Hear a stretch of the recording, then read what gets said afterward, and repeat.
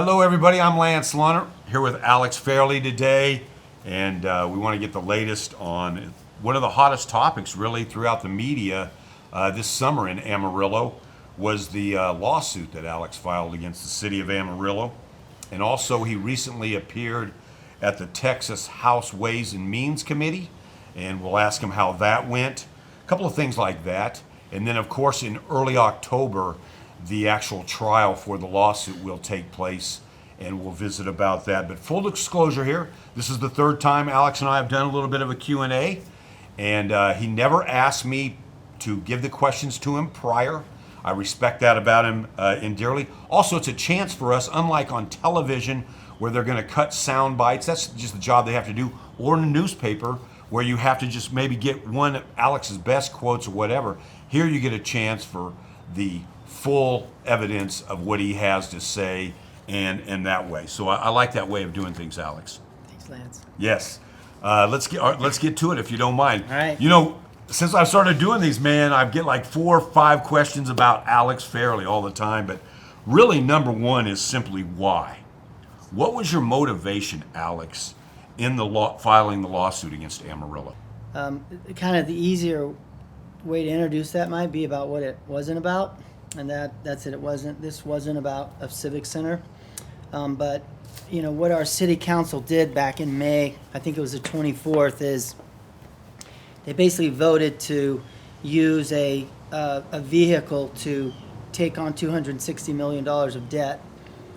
I would have had a problem if it was a civic center or any building or whatever. It wasn't about what they wanted to do with it. It was about the fact that they used something that they could impose debt that will ultimately have to be paid for with ad valorem property taxes, and they didn't have to ask us, and we really have no real way to follow up and say, wait a minute, can we talk about this? And so just principally, when I literally heard about it 4 or 5 days before they did it, and it was just at that point scuttlebutt kind of. Yeah. And I just thought, this can't even be true. And so, you know, obviously things moved along for them, but it was just principally that I hope that city councils or independent school districts or other people who impose debt could ever put that kind of debt that's going to cause those kind of increase in property taxes onto people without asking them. The fact that they already had asked about that project, to me, makes it like a little bit worse, but that's even secondary. So that's what. You mentioned principally, so what bothered you most about their procedure, how they handled it? Yeah. Well, now that we're close to a suit and we're ready for the suit, you know, it's in a couple of weeks, but we're ready for it now. We now know and understand everything that happened, and here's essentially what happened. You know, we had the bond election back in November 2020, and the mayor came out pretty soon after that, right after the first of the year, and said, okay, look, we've heard you. You don't want to pay for it, but we still want to try to do it, which frankly, I had no problem with that. She set up a committee to go try to do a public-private partnership in the business we say P3.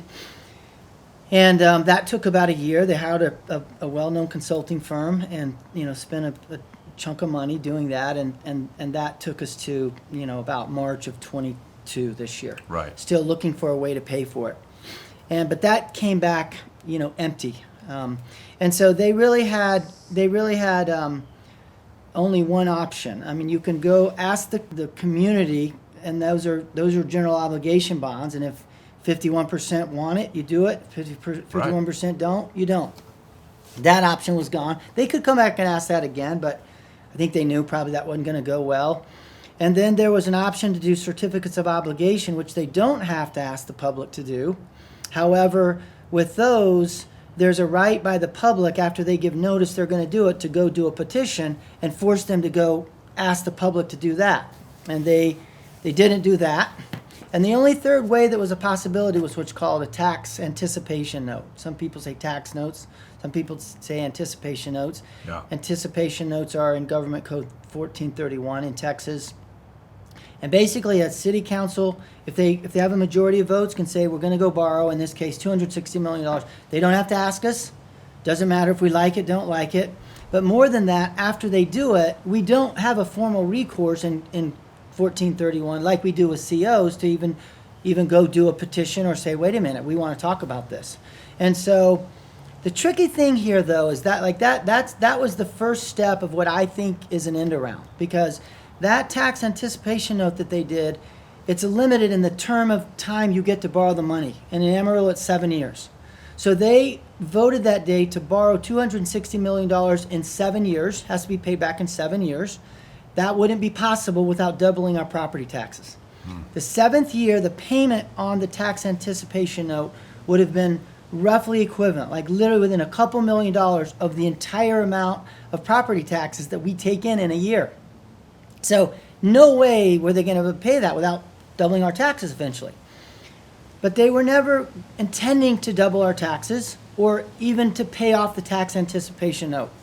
They structured that note where a payment wasn't due until 2024, and then what they plan to do is in 2023, before any interest is due, to refinance that $260 million with what's called a refinancing bond. And that's another vehicle that they have at their disposal that they don't have to ask taxpayers for. You got to ask taxpayers for a general obligation bond. A refunding bond you don't have to ask, because the assumption is the debt is already there and the asking's probably been done. Mm-hmm. So they basically did a little bit of a head fake, in my opinion, with the anticipation note, never planning to keep it in force or pay it off because they couldn't. And then they'll go use this vehicle over here that they also don't have to ask anyone about and that no one can really have a recourse. So that ultimately they'll end up with a 30-year bond to do what they asked us in 2020 to do that we said no. And so it was very, very well thought out. And it was very there's some other aspects that are also a little bit sneaky. And principally, that just seemed crazy to me. Like I said, this can't be possible that you could do this. And as a matter of fact, no one's ever tried to do it. I mean, in my opinion, it's just an end around. And so that's when I raised my hand and said, someone's got to say something about this. The $260 million figure that you talked about, where is that on the level of previous, asks for cities? Yeah, so it will be the biggest tax anticipation note in the history of the state of Texas by almost 4 times. The biggest one ever before is $60 million, and that one was done by the city of San Antonio. San Antonio's budget, their city budget, is almost 10 times ours, 9 point something. So San Antonio doing 60 would be like us doing about 7. Us doing 260 would be like San Antonio doing 2.2 billion. And so when you look at the history of taxes, the first thing I did was I went and I looked at who does tax notes, like for what, how often, who did them, how big they were. And when I saw the biggest ever, and by the time you get to about the 5th largest one, you're down like in the teens of millions, like 19, etc. But the biggest ever is 60, and we're like 260. And at that point, not knowing about tax anticipations, I thought, how could the 15th largest market in Texas be doing something, 5 times bigger than anyone's ever done? And so it was all new to me. I'd never heard of them. I had to start researching and figure out what's going on. I hired some attorneys and asked them to help me, and it led ultimately to a lawsuit. Just curious, what are the anticipation notes or tax notes, like you said? What are they normally used for? You okay with them using them from Civic Center if it's within that proper amount of money? Yeah, no, I wouldn't be. And I don't think the spirit of, if you read Government Code 1431, I don't think anyone would come away and think that a Civic Center is an appropriate usage. It's tax anticipation note is they're really like funding that's like a bridge to income we know is coming, and it's for things that are generally critical or maybe emergent. It could be bridges, could be fire stations, it could be drainage things. If you go look and see what people have used them for, it's been things like that. Yeah. No one's ever done anything like this with them, and so I think you've just listed a few things that are causes in our suit that we said we felt like are inappropriate. And when I testified, I know you're going to get to this later, but when I testified last week to the House Right, Ways yeah, and we Means wanted to ask Committee, you about that, yeah. some of the congressmen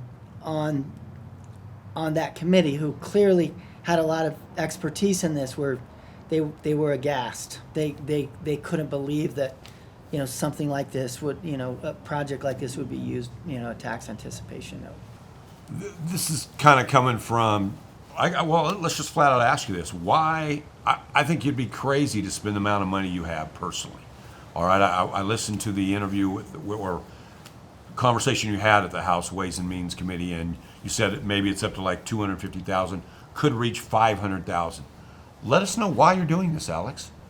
Yeah, it's 100% like Lance in your life, and it's a tiny small group of people that are very, very upset with me.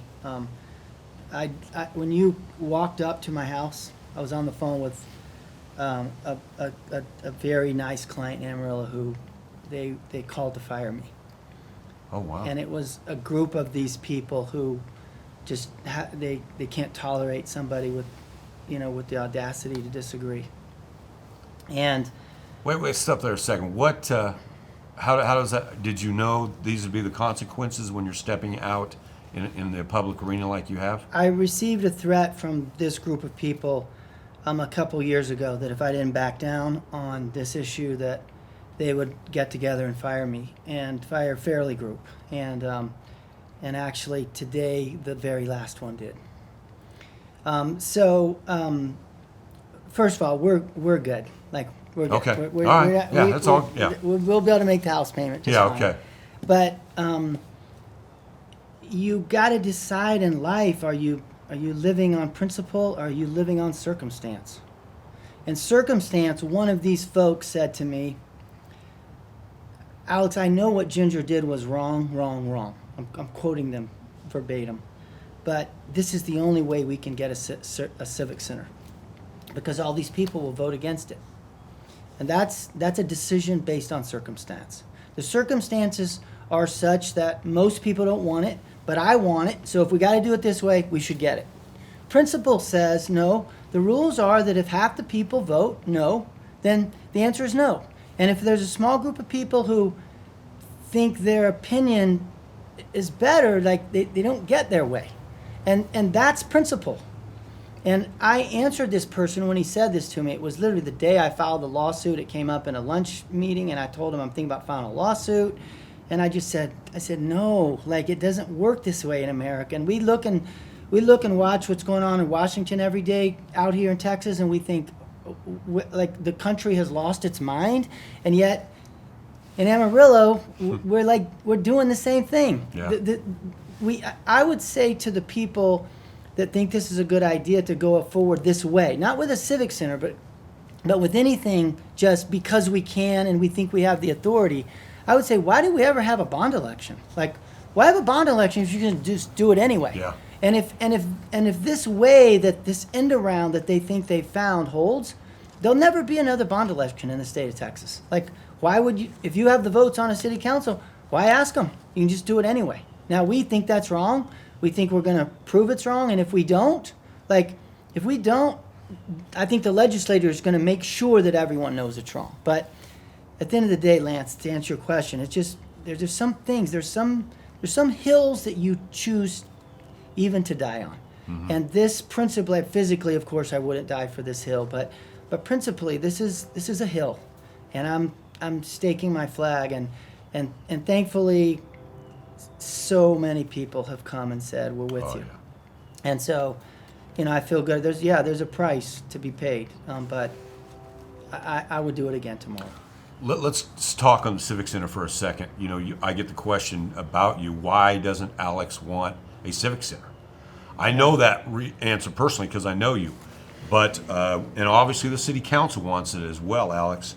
Is there a way to do this, and do you want a new Civic Center? Yeah, I'm going to say I would like us to improve our Civic Center. Yes. There's different ways to do that everyone might not be in agreement. But in general, it's kind of a sad thing about this is that on the core principle, like should we do something downtown? I think I agree with most of these people who are frustrated with me. But we can't do it this way. Because while you may be in the group that says, oh, we like this, it's wrong, but we like it, the next Like the city council could do this again next Tuesday on some other project Yeah. if they can just spend $200 million at a time, and it might be something that you hate, and then all of a sudden I got a feeling those people would say, "Oh, we don't like this." So, but is there a way? I 100% think there's a way, and I think frankly, they were standing on top of it when they did the P3 project, and when this is all over, I'm gonna bring forth this way, but I'll leave the hint for now that the effort to a public-private partnership is just, we're not going to borrow the money publicly like the city goes and borrows money with a bond. We're going to go into the private marketplace and look for money to build this thing. The reason that came back empty was because it isn't a good deal and they couldn't find anyone to do it. But the reality is the people who want this project, they have the money to do it.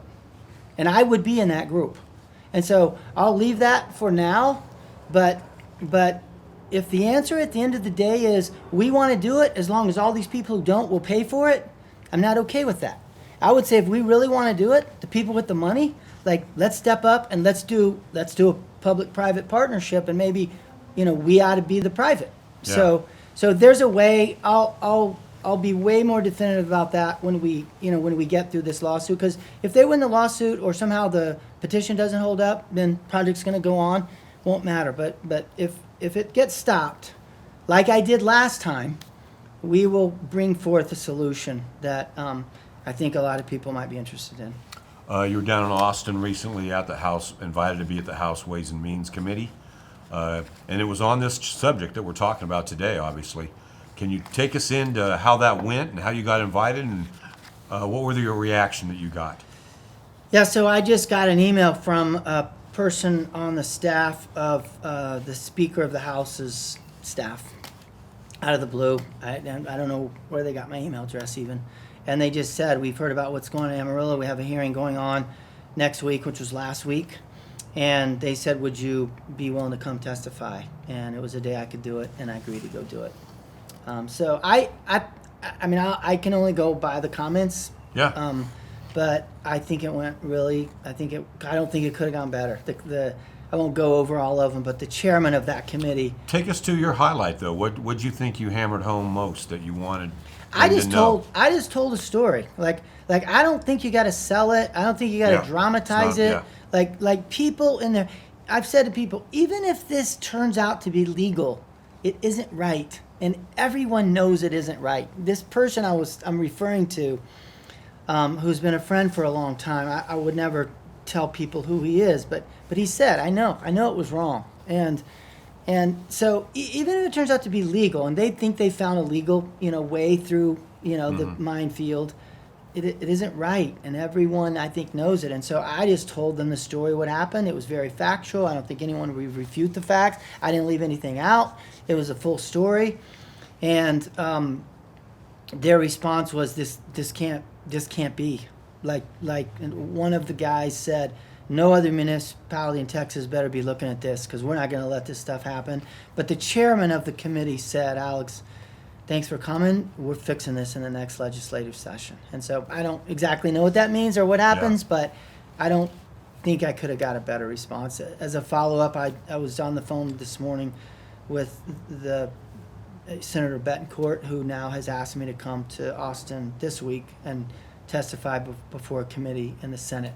So I think people in Austin are thinking we can't let this happen. You're passionate, obviously, with your words today. Mayor Ginger Nelson and the city councilmen are also passionate. Would you ever want to get together for a public debate between them? Yeah, I don't know if that's a great idea, and I would be very surprised if they would do that. But if someone would want to have a debate, I could do a debate, tomorrow. So I don't know about what's productive. Like there's been a lot of attempts made to get together and talk and say, could we work and figure something out? I don't think there's any interest in that. Alex, can we fix this? Is there a solution? I know you've thought deep on this, but do you have a solution? Is there a fix-it? Oh yeah, I think there's a solution. The first thing I want to say, though, as a little caveat to wanting a civic center is, this thing has been such a topic now for 2.5 years. Right? The people who have been pushing it say it's been a topic for a decade, so that's fine. One thing I will say is it's become such a big topic.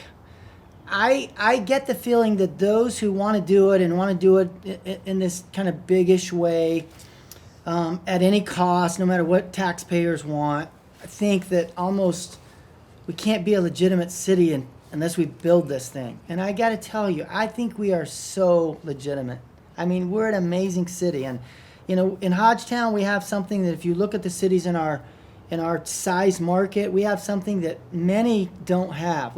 And so this feeling that this is the biggest topic in the whole world, I think is completely out of balance. And I'm not sure there aren't, if we had 250 million, I don't know if there aren't some other things that might be more important than this. Now, I'm not the mayor and I haven't spent a lot of time on that, but I think this thing needs to be put in its place, which is, this isn't the end all of the world for Amarillo, but is there a way?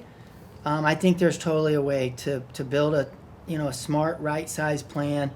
I think would accomplish everything that anybody says they've wanted to accomplish. Every goal I think could be achieved, and honestly, I think that look, I'll just go ahead and say this, but the P3 option was to go find a private financing source, like a bank or somebody who does these. And how those really work is they come in and they put up the money, or they do it in combination with the city, which either dramatically reduces or takes away any obligation by the city. Now they end up kind of owning it and managing it and deciding what's in it. And here's the astounding thing to me: the group of people who want this done are the inner circle of Amarillo Matters and the Nelsons. Let's just be honest. The first time this was done in 2020, it was led by Mike Hughes, who leads Amarillo Matters. The second time it was done, picked by Ginger, Jason Herrick, who is the president of Amarillo Matters, or was then. This is an Amarillo Matters project, and it's fine. That's fine. They have every right to want to do this. But that group of people, Lance, they got the money.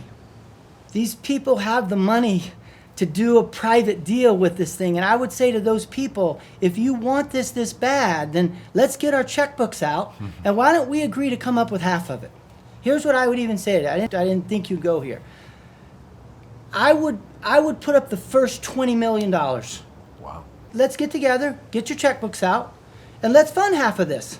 And then we could say to the city of Amarillo, we're the guys who want it. One of those guys said, it's good for my business, Alex. That's why I want it. Okay, well, then let's pay for it together. The very people looking for the P3, for the private option, they're the people who could do it. And so I would say, if you would only do it if everyone else pays for it, then you kind of can't complain about what I'm doing. And so I don't mean to be that intense about it, but I would lead that facility to bring together, let's say we bring together a private 100 million in that group. If I could do 20, then surely all that group could do 80. And then let's go to the city and say, look, we just need 50 from you. And I got a feeling Amarillo would say, you bet, like we're in. Yeah. And that's a way to finance it. And I'm not just going to taunt people and say you ought to do it that way. I'll lead it. I'll throw my money in. And that's in my opinion the way forward. Wow, Alex, that was amazing passion. Appreciate your honesty and your words of wisdom there. Is there anything else you would like to add? Yeah, I don't think so. Especially before the lawsuit, there's actually a lot of other things, but I think that covers where we are and how I see it. Well, we need to have that conversation after the lawsuit, if you don't mind. That I'm sure a lot of people would love to hear what's going on. So, thank you so much today. I'm Lance Lahnert with Alex Fairley. You just go enjoy your day.